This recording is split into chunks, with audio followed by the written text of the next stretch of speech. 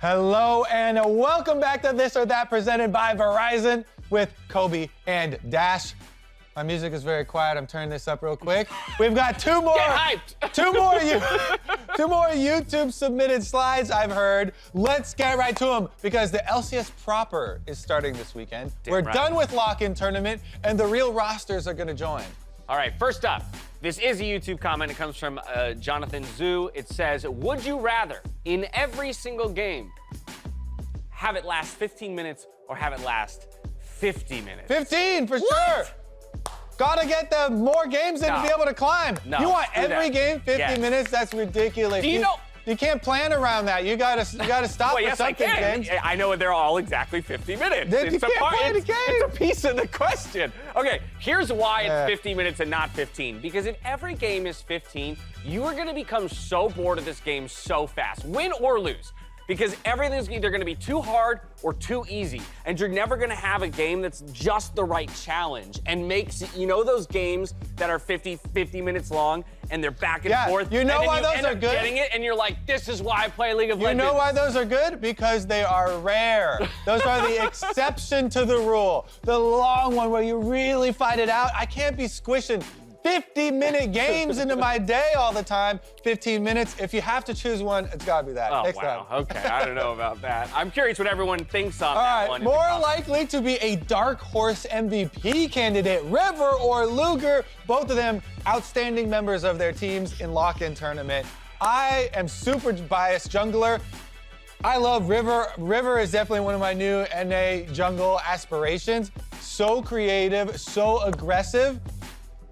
Even some people have had some questions on champion pool. You know, Jarvan very frequently for the early ganking, but his Diana game was played out very well, and Diana's a very different champion. He efficiently farmed it, still got objectives, still had pressure. So here's my concern with picking River as a dark horse MVP candidate. I'm not sure he's a dark horse. Really? I think he's the best player on that team. Like, is he a dark horse? Yes, they're freaking Dignitas. They were 10th in lock-in tournament. Lock-in tournament, it's chosen by the team, what group you go into. And they choose which teams they think are scary. They were 10th. Nobody thought they were scary. Wait, but my point is... Darkest of horses. Yeah, but we're not evaluating preseason expectations. We're talking about him now. And now he has set an expectation for me that he is a top jungler in the LCS. So going into week one, I'm like, actually, if this guy doesn't start carrying games, I'm a little worried. Whereas Luger, I think, there's a little bit of that element of dark horse because I still don't have this immense expectation of what he'll do, but I've seen the inklings of what could be MVP-like performances, and so if he continues to grow and live up to that, then he can be in the conversation. I think River, doing what he did in lock-in, is already a part of the MVP conversation. All right, I'm not buying it. I don't like the argument at all, but... Okay, fair enough. We can move to the next one.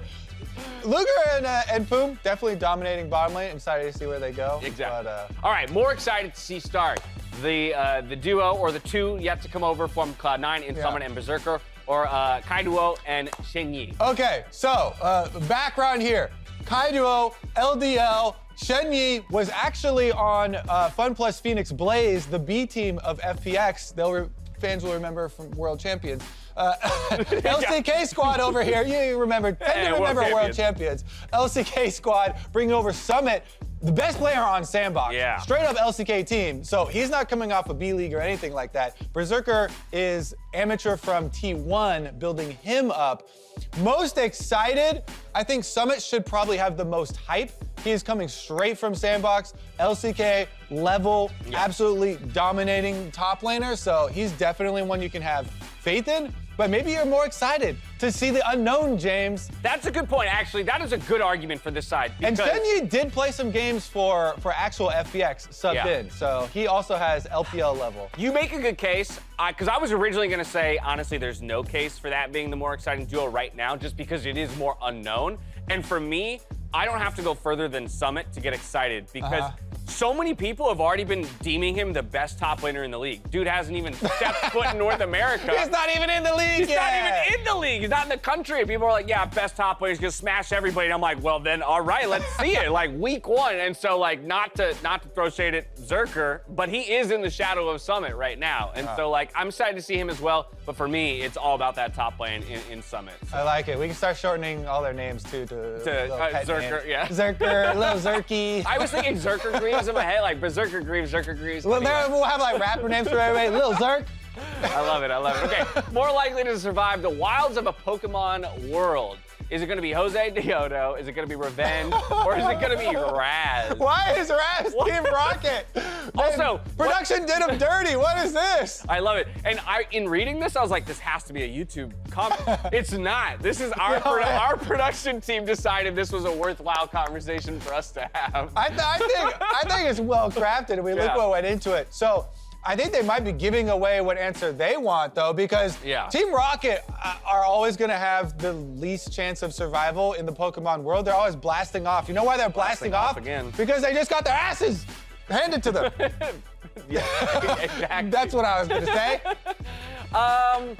Wow, this is tough. Because I think it's definitely not. Revenge is a doctor. Revenge has medical experience.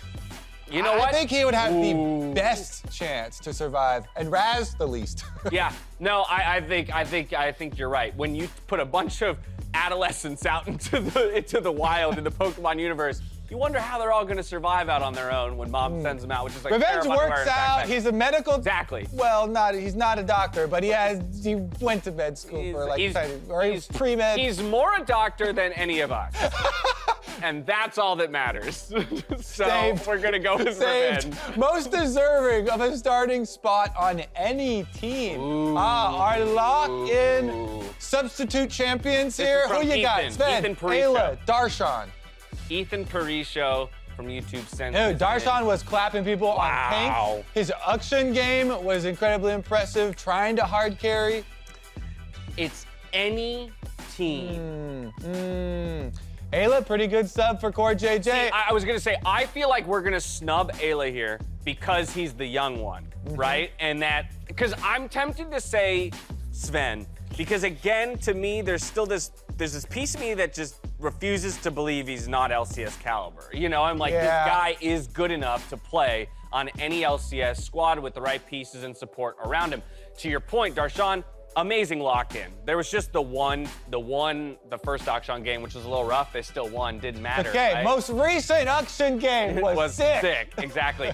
But Eyla, just to give him his due here, I think the thing about it is like, I'm just glad he's on Team Liquid and getting his shot, which is why it makes it hard for me to say, yeah, put him on any team. I think he's where he needs to be, right? Like, let him marinate. Core JJ, stay on that team. You're with Core JJ. Marinate, like bro. Learn. You can be a future world champion. Okay, then it's going to be one of the Cloud9 members. I'll go Zven also. Okay. Let's go next one. Boom. Next. Because Darshan's got a great singing career that he can fall back on. True. So if we're just choosing one.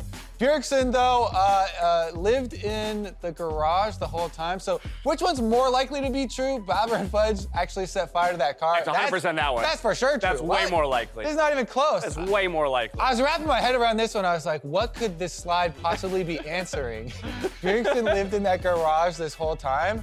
That's ridiculous. Setting something on fire is so easy. And actually, fun to do. I'm sorry, but I'm a bit of a pyro. Yeah, and that's kind of the Cloud9 way when you think about it. Hey, what should we do after having a really solid year?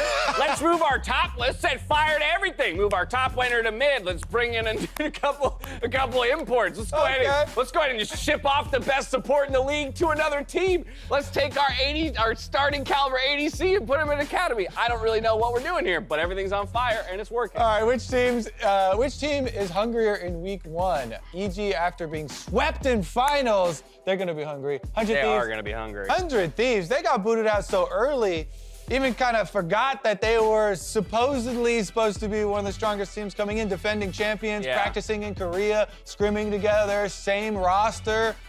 What? If they should have been hungry already. What happened? That was the issue. They came into that series feeling full. What the heck? They got knocked out.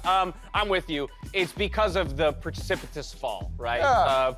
If you're on the #1 spot on the podium and you fall out of that position, you want it back. All these guys are competitors, so all of them are going to be hungry, but it's the delta of the expectation. I don't know. So. I'm now questioning if they can get hungry.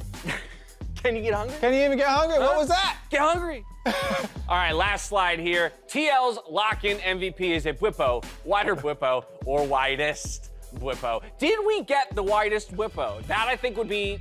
The only reason I wouldn't go there is because I want to believe there's more wide Bwipo to be had. I like your thinking here. That you always have to have an aspirational level of wide. Yeah. How wide are we gonna get? Can we go? Because if what we saw in Lock-in Tournament was only wider Bwipo, the Gwen game. Then NA's winning worlds. Because, man, he 1v9 so hard. And you saw the progression. The Graves game that they lost before he went over to Gwen. Yeah. He was crushing, and they still lost. And he was just like, I gotta get wider! I figured it out. I'll go this one. Yeah, here's why it's wider, everything that you just said, but also the fact that he himself didn't admitted he did not top perform in finals. Yeah. He had that hard carry semis. He had to get help a little bit in finals. That's great. There's more Bwipo to come. He's going to get even wider, and I can't wait to see how many pixels he can fit onto a screen. So many exciting stories to follow for LCS this year. We've got so many upward trajectories. Wide Bwipo is just one of them. Yep. We have tons of news stories. We also have TL still finding their way to the top of the lock-in, which I kind of like. We're resetting 2022 with all the new teams, new rosters, but there's still kind of this team to chase, that super team TL. And if you want to follow some of those news stories, tune in for the first game. It's going to be TSM's real roster. Damn right. Versus EG, the hungrier, I think, team with the young guns. I honestly super excited with what we already saw from this team. It can only go up though. Saturday, don't forget, Saturdays, Sundays, no Friday show this week. We'll catch you there in week #1. Peace out, everyone.